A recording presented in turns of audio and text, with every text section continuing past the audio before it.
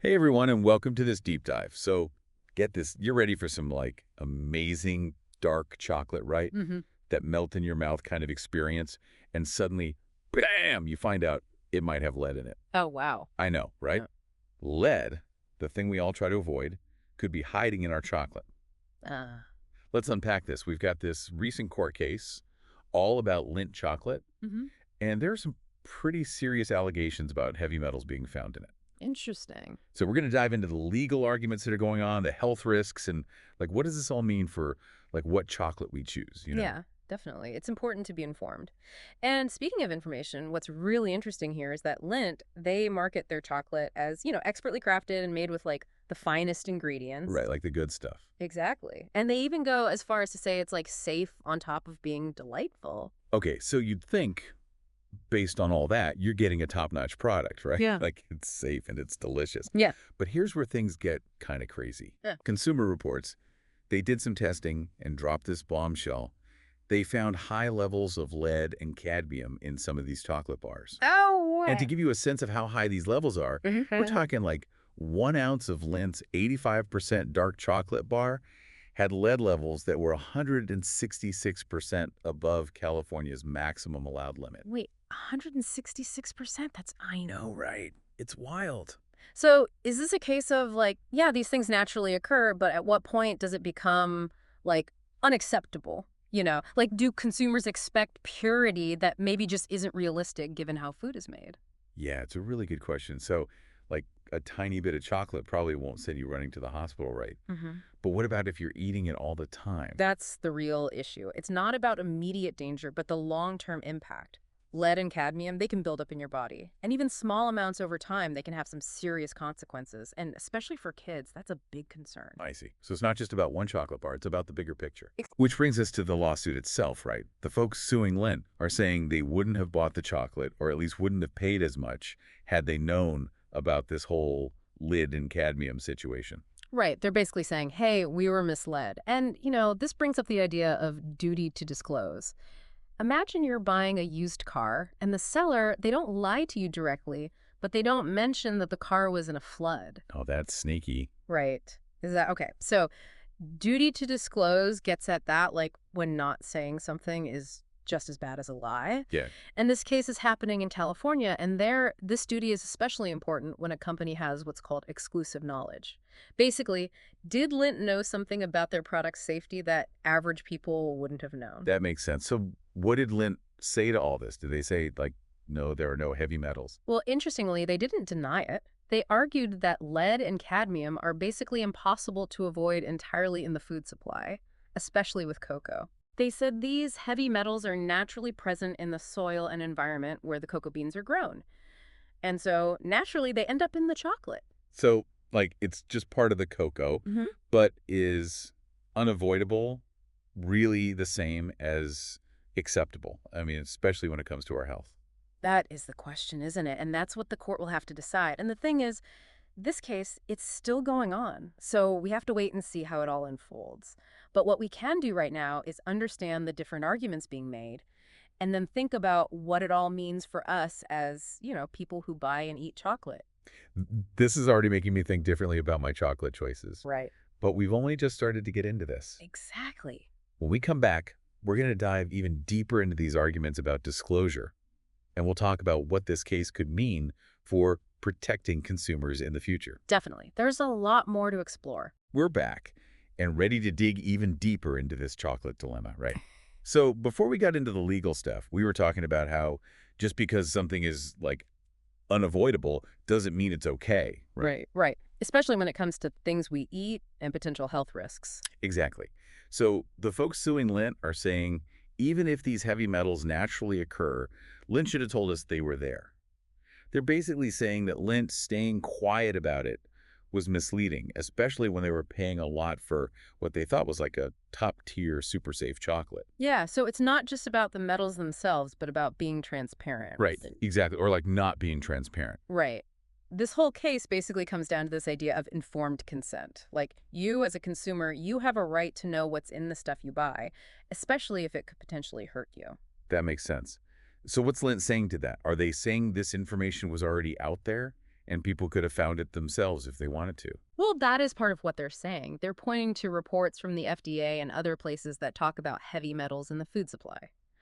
But the people suing are saying, hold on, those reports are super technical. Oh, yeah, I can imagine. Right. It's not exactly something the average person is going to sit down and read. And plus, some of those reports, they didn't even come out until after they had already bought and eaten the chocolate. Oh, so it's like, how could they have known if the information wasn't even out there yet? Exactly. That's a big part of their argument. It comes down to, could someone reasonably be expected to know about all this? Yeah. And that's where this idea of exclusive knowledge becomes important again. The lawsuit is arguing that Lindt, as the company that makes the chocolate, they knew about these levels of lead and cadmium, stuff that a regular chocolate lover wouldn't know about. That makes sense. I mean, I'm not about to start testing my chocolate in a lab or reading scientific journals before I can enjoy a treat. Exactly. And that difference, like who has access to information, is at the heart of this. Lindt has the ability to test their products and understand what it all means, but people like us, we depend on the information they give us, usually through their labels and marketing, right? Right. But Lindt is fighting back against this idea of having exclusive knowledge, right? They're saying the info about heavy metals is out there. Anyone could find it. Right. They're using things like that Consumer Reports article that we talked about earlier that showed the high levels, right? Including Lindt. So they're basically saying it wasn't a secret. Right.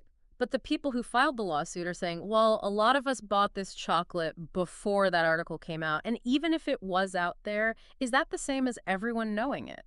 It's not like everyone is reading Consumer Reports all the time and waiting for the latest chocolate safety news, Yeah, it kind of feels like they're putting too much responsibility on the consumer. Like, we're supposed to do a ton of research just to buy a chocolate bar. It does raise some big questions, doesn't it? Like, how much information is enough to make a good decision? And what are companies actually obligated to tell us? Even if some of these things, they say are unavoidable. This is getting really complicated. It's way bigger than just a candy bar now. It's about consumer rights and what companies are responsible for doing. So what could happen here? Like, what if the court sides with the people suing Lindt?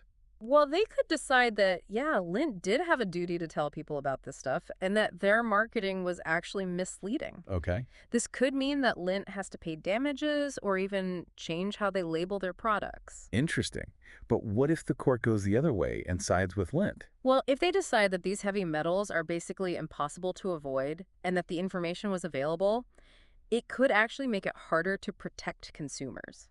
Wow. Like, it could set a precedent where it's harder to hold companies accountable for not being transparent about potential risks. That's a really big deal. This is much bigger than just one chocolate bar, isn't it? It really is. This case is about so much more than just chocolate.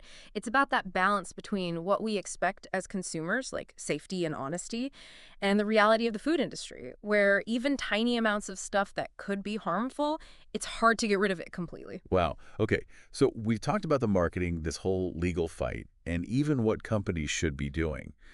But now I think we need to talk about how worried we should actually be about this, right? Like about these heavy metals being in our chocolate. Yeah, that's the big question, right? And to answer that, I think we need to understand the science behind it all.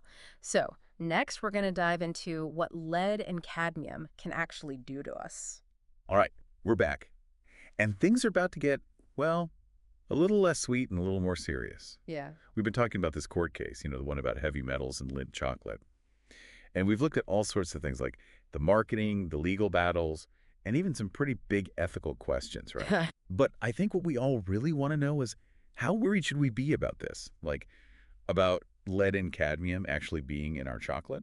It's a good question. And I think to really answer it, we need to understand a bit more about the science behind these heavy metals. Okay. So first things first, both lead and cadmium, they're toxic and they can build up in your body over time, especially if you're exposed to them a lot. All right. So like back to science class for a minute. What makes these heavy metals so bad for us? I feel like I learned about this somewhere, but a reminder would be good. Think of lead like a tiny thief. Right. It sneaks into your body and it steals your ability to think clearly, to focus. Oh, wow. And it especially loves to mess with developing brains, which is why lead is especially harmful to children. Cadmium, on the other hand, it's more like it's like a saboteur. It slowly weakens your bones and makes your kidneys work way too hard. So it's like they each have their own way of causing problems. Exactly. And the lawsuit It mentioned some pretty scary long-term health problems that they're linking to lead and cadmium, right? Yeah, absolutely. We're talking about developmental delays in kids, problems with your heart and blood vessels, and even an increased risk for certain types of cancer. And what's really concerning is that they can build up over time, right? So even if you're only exposed to small amounts, but you're exposed regularly, it can add up and could cause issues down the road. So it's not like I eat a piece of chocolate with lead in it today and I'm going to get sick tomorrow. Right. It's more like over time it could be doing damage. Exactly. It's the constant exposure that's the biggest worry. And this is especially true for certain groups of people like kids, pregnant women, and people who already have some health issues. Right. They're much more sensitive to the effects of these heavy metals. Okay, I have to be honest. This is making me a little nervous about all the chocolate I have at home. But before I give up chocolate forever, let's talk about what we can actually do about this, right? Like, how can we make better choices? Don't panic. Not all chocolate is the same. There are definitely things you can do to lower your risk. Okay, good. And knowledge is power. Right, so let's talk about it. Tell me everything. So the kind of chocolate you choose makes a difference. Dark chocolate tends to have more heavy metals than milk chocolate or white chocolate, and that's because dark chocolate uses more cocoa solids, and that's where those metals like to hang out. So switching to milk chocolate or white chocolate could help. Yeah, it's something to think about. Also, look for certifications, things like fair trade or organic, because they often have stricter rules and better testing, which can give you more peace of mind. Good to know. So it's not about avoiding chocolate altogether, but being a little more careful, Yeah. right? Like being a smart chocolate shopper. Exactly. Do your research, read those labels, and try to support companies that are upfront about where they get their ingredients and how they test their products. You can even reach out to companies directly and ask about their policies on heavy metals. Yeah, sometimes just asking the question can make a big difference. Well, this whole deep dive has been pretty eye-opening. We started with delicious chocolate and ended up talking about heavy metals and lawsuits and all sorts of things. But in the end, what matters is that you, our listeners, can make good choices. That's what we're all about here at the Deep Dive. We don't want to just give information. We want you to be able to think for yourself and make your own decisions, especially in a world with so many choices. So to all our listeners, thanks for joining us. We hope you learned something new and maybe feel a little more in control when it comes to food and making choices as a consumer. Remember, stay curious, keep asking those questions, and don't forget, knowledge is power. See you next time.